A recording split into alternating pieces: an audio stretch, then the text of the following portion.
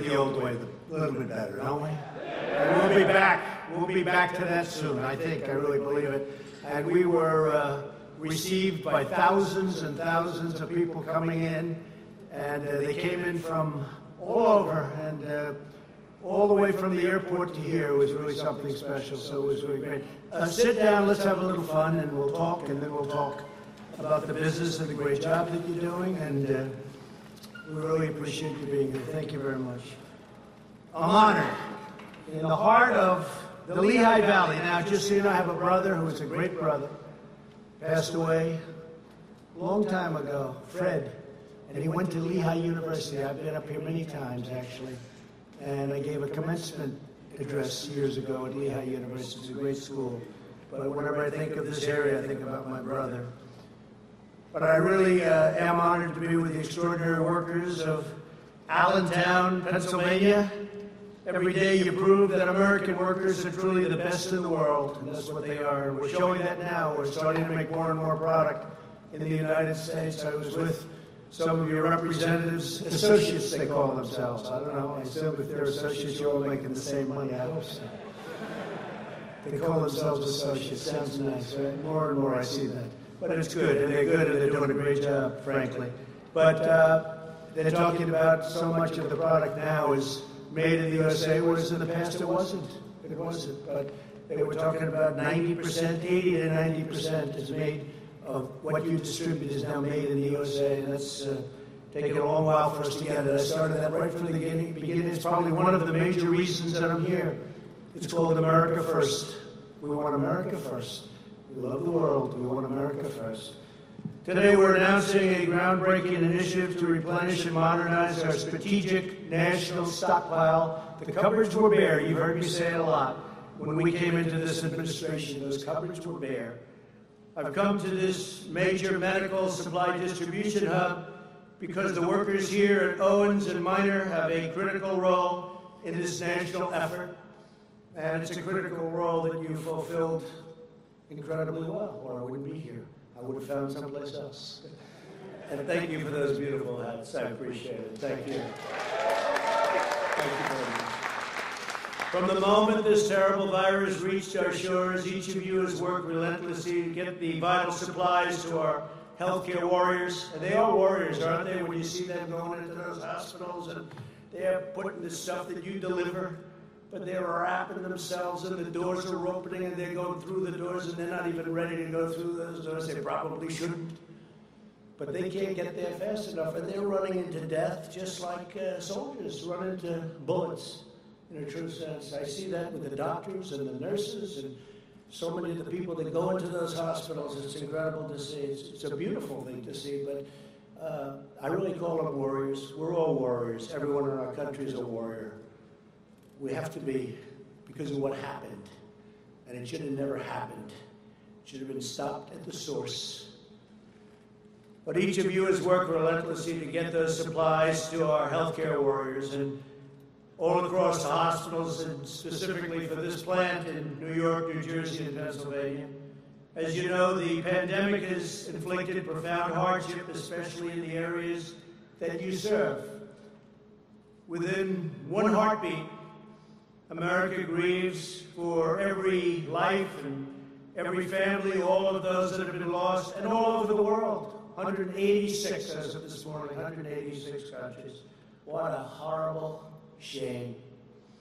And we thank God for the courage of those on the front lines.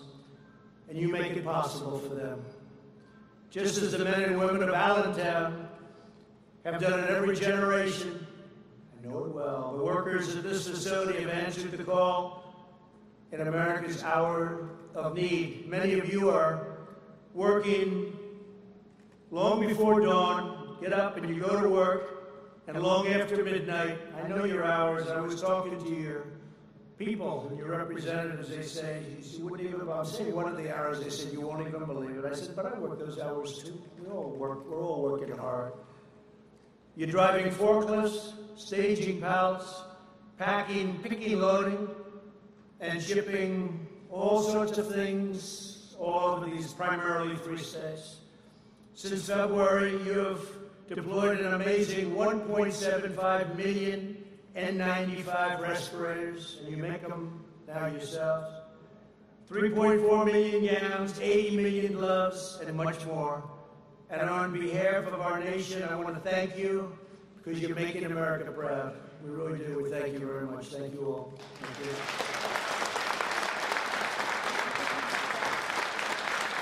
I'm grateful to Owens Minor President Edward Patika, along with your Chief Operating Officer, Jeff Jacobs. We're also joined by Secretary Alex Azar, doing a terrific job, and your statement to the press today was fantastic. He made a very impassioned, strong, powerful statement today. FEMA Administrator Pete Gaynor. Pete, thank you very much. Great job. Fantastic job. You're dealing directly. And you and Admiral John Polovchek. Where's the Admiral? Great job. Thank you very much. Are they doing a good job here, Admiral? Huh? Good. When the Admiral says yes, that means you're doing a good job.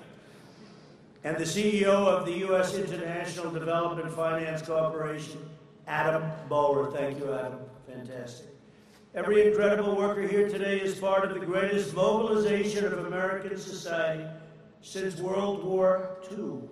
You know that, right? We've done things with generators and ventilators and so many different things. We're making products that nobody ever thought would ever need in any mass form. Ventilators is the biggest thing. We made plenty of ventilators, which was very little in the country because most hospitals didn't need very many. And all of a sudden they said, we need hundreds of thousands of ventilators. We need kinds of numbers that you wouldn't believe. And we were mobilized, and with Adam and with the Admiral and with all of these people, and Jared, somewhere Jared is here. What they did is incredible. We brought geniuses in from Silicon Valley.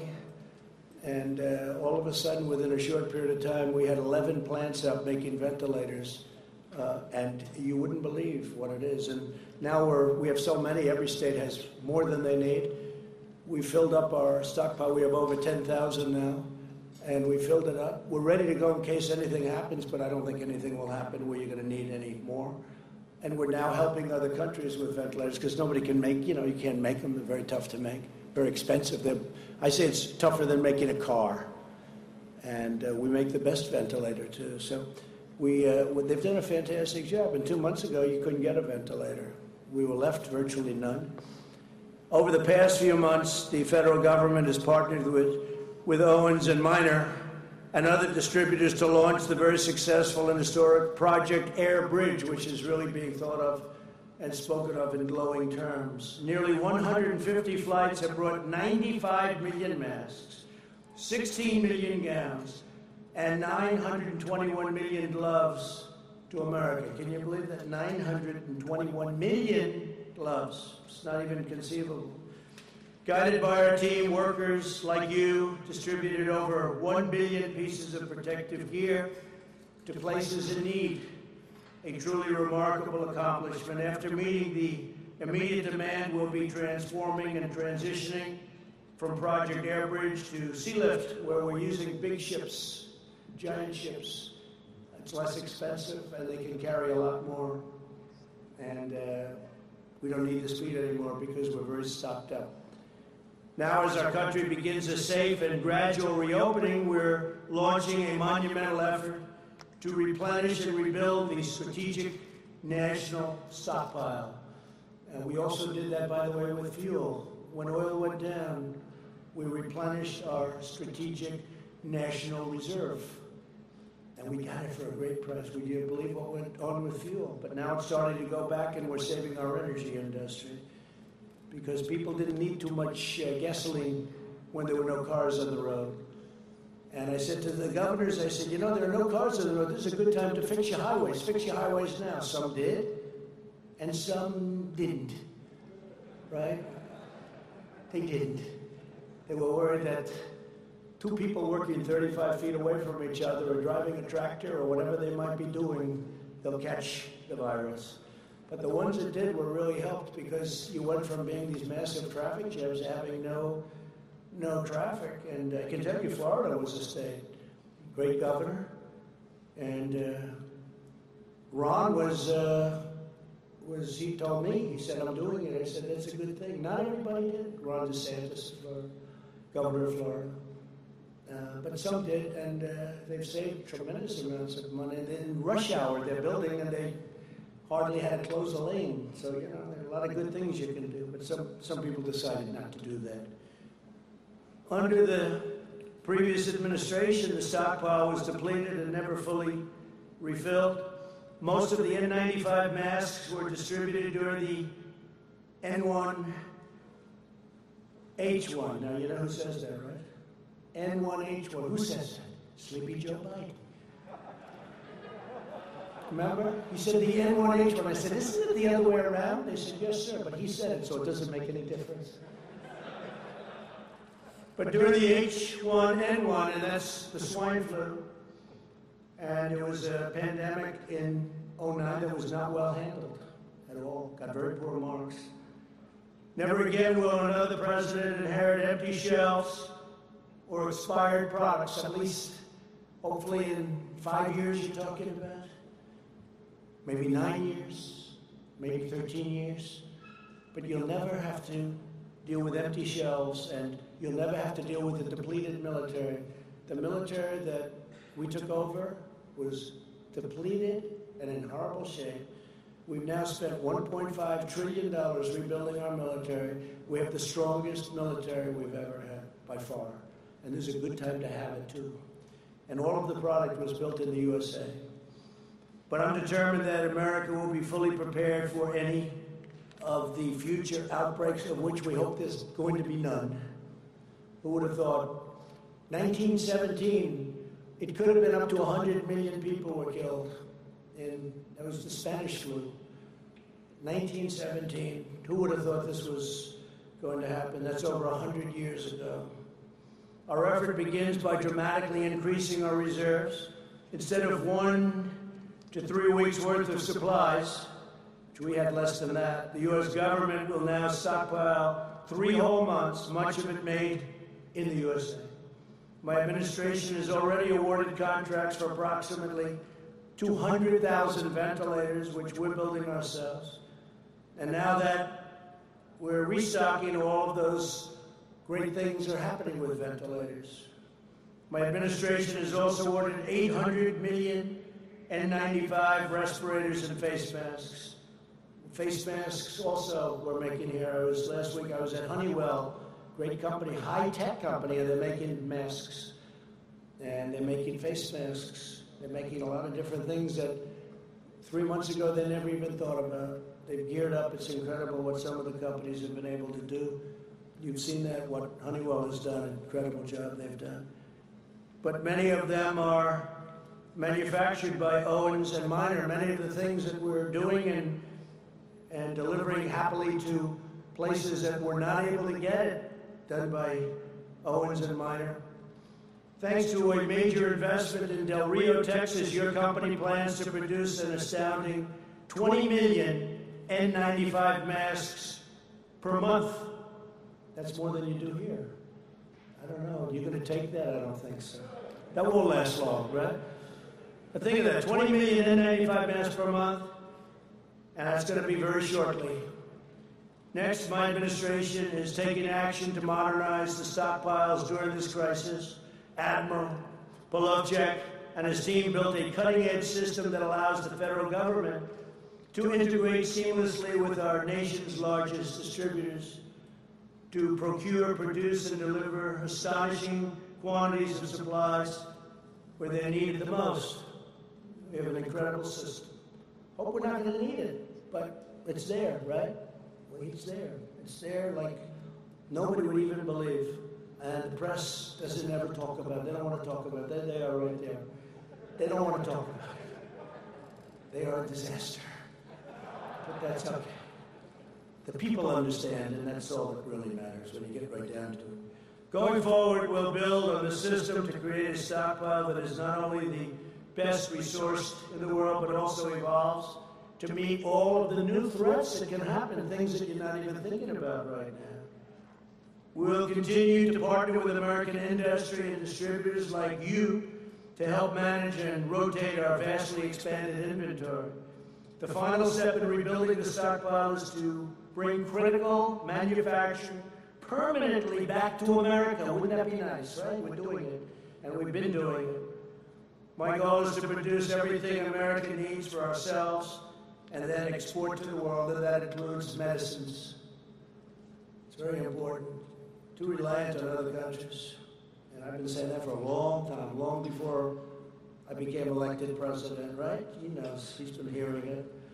To this end, earlier today, I signed an executive order, just signed it, invoking the Defense Production Act to grant new authority to the U.S. International Development Finance Corporation. Just a little while on the plane.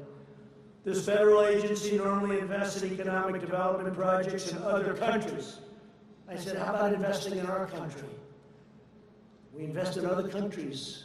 Globalists, you know what a globalist is? They want the globe to do well, but they don't care about us. Now, we want everybody to do well, but we have to take care of America first. It's got to be America first. And you know what? Other countries say their country first. Why wouldn't they do that?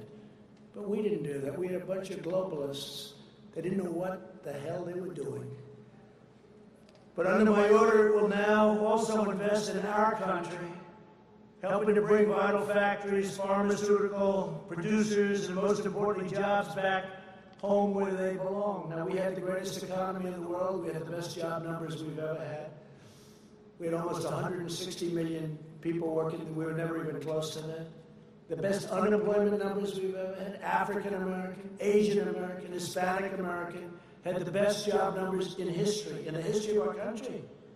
They never did so well. Best income numbers. Best stock market numbers, 401k numbers. The good part is the stock markets, because we know what we're doing. The stock market's ready to move. Never went down like a lot of people said, wow, it's 23,000, 24,000. It was 29,000. It never went down like people would have assumed, because they know what's happening. They know, smart people, a lot of smart people, they know what's going to happen. We're going to have an amazing next year, one of our best. But we had the greatest year ever, and then we had to turn it off, artificially induced. We had to turn it off.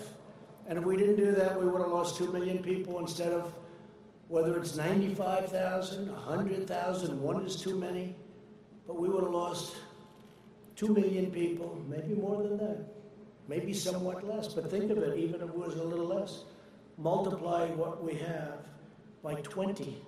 Or by 15, wouldn't be acceptable, wouldn't be sustainable.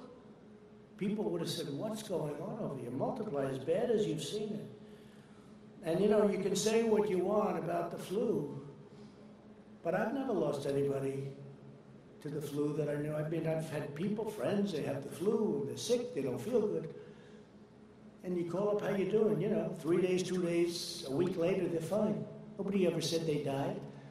But I've lost 5 people that I know. 2 people were very good friends of mine. And you call up 2 days later, how are they doing? Sir, they're in a coma. I said, they're in a coma. Now, they were older. I wouldn't say they were the greatest of health. I wouldn't say their weight was perfect. Not perfect. But they're gone. So it's just a terrible, terrible thing. In my administration, we believe in 2 beautiful rules: buy American and hire American.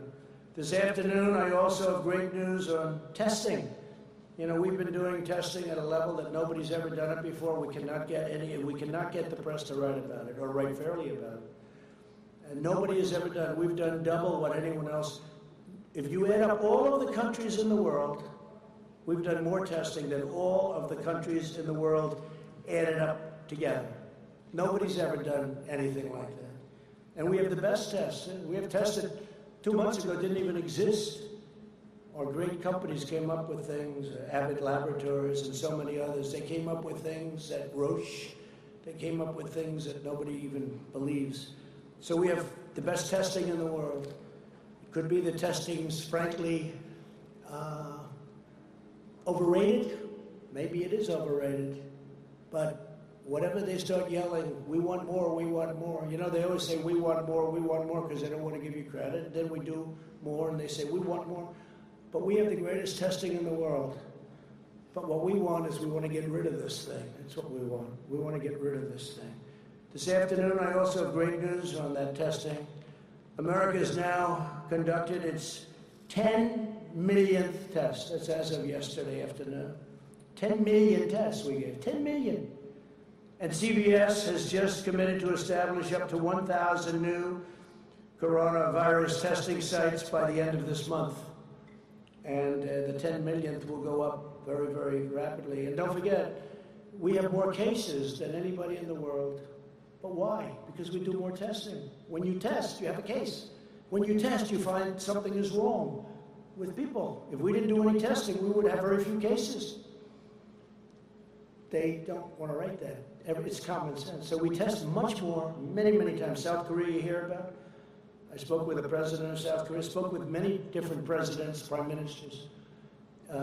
They can't believe what we've been able to do on testing. They can't believe what we've been able to do on ventilators. We're sending them ventilators. Other countries, Italy, Spain, other countries, France is having tremendous problems. We're helping them with ventilators. They can't believe the job we're doing. And it's not me, it's the people, all of these people, but it's the people that are doing it, and they have to be given the proper credit for what they've done, because what they did is a miracle. No other country in the world has done what we've done. And they feel very free now to call us because they need help, especially with the ventilators, because that's hard. That's not a cotton swab. That's a very hard thing, very, very hard thing to produce. Joining us today are a few of the workers who have kept our hospital supplied through this crisis and take part in a great, great rebuilding that's going forward. I say it's the transition to greatness. The transition is the third quarter. The fourth quarter is going to do very well. And next year is going to be through the roof. We have to get your governor of Pennsylvania to start opening up a little bit. You have areas of Pennsylvania that are barely affected, and they want to keep them closed. Can't do that. Dennis DiCarlo is a Marine Corps veteran who served our country in the Gulf War and Somalia. Now he continues that spirit of service as an operations supervisor. And Dennis, please come up and say a few words. Come. Thank you.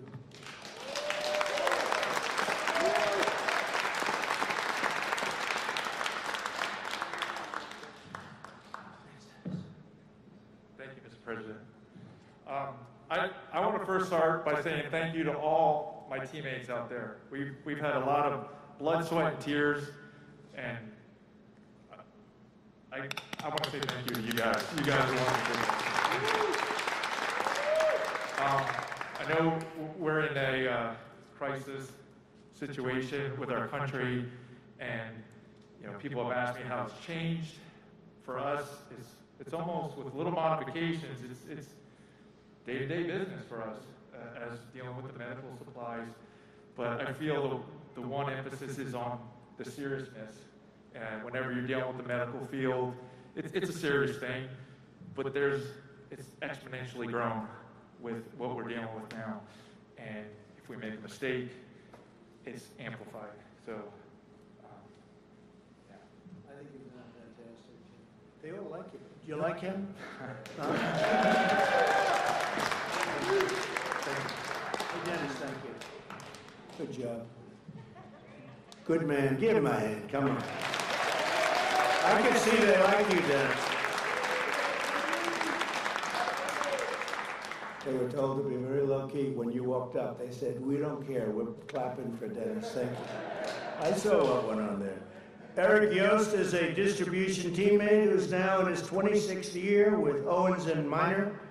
And he says he has never been prouder of your work right here in Allentown. We love Allentown. I love Allentown. Eric, please come up.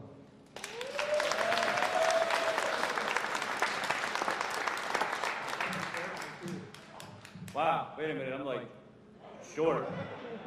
Okay. Sorry about that. Yes, I want to thank you also. If it wouldn't be for this great team of Owens and Minors all over the nations, we wouldn't be here today. I want to thank you all. Thank you again. The 26 years that I've been here, we started off kind of small back when Stewart was transitioning over to Owens Minors. To make a long story short, we started with little stickers. And modern technology today revolved to where we have RFs, and we're better to equip the hospitals a lot quicker and pick it, receive it real fast.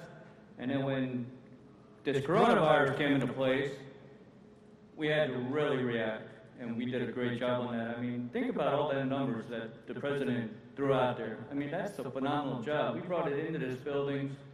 We got it in, we got it out, we got it to the hospitals that were in dire need of all this. And my hat definitely goes off to all you guys. Thank you very, very much.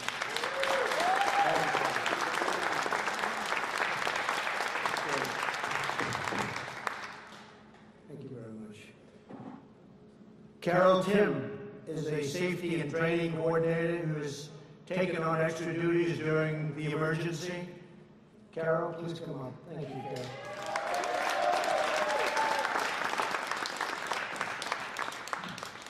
It's an honor to share the stage with you. It really is.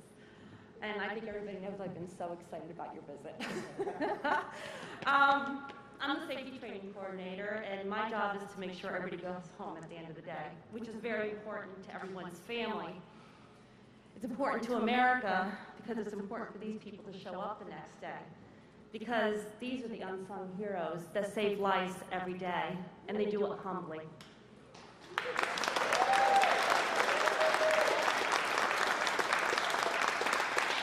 Mr. President, I wish you could have been here when we get the order to start transporting the masks and the gowns and everything that needs to go out to these hospitals. When that order came in, teammates from all different shifts just stopped without hesitation, and they flowed like magic in this facility. It was amazing to be able to see that, and they did phenomenal.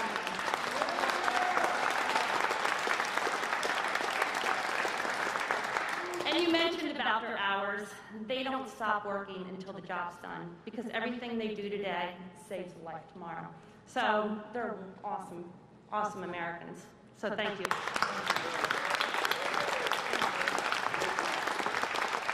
Thank you, Carol. Great job.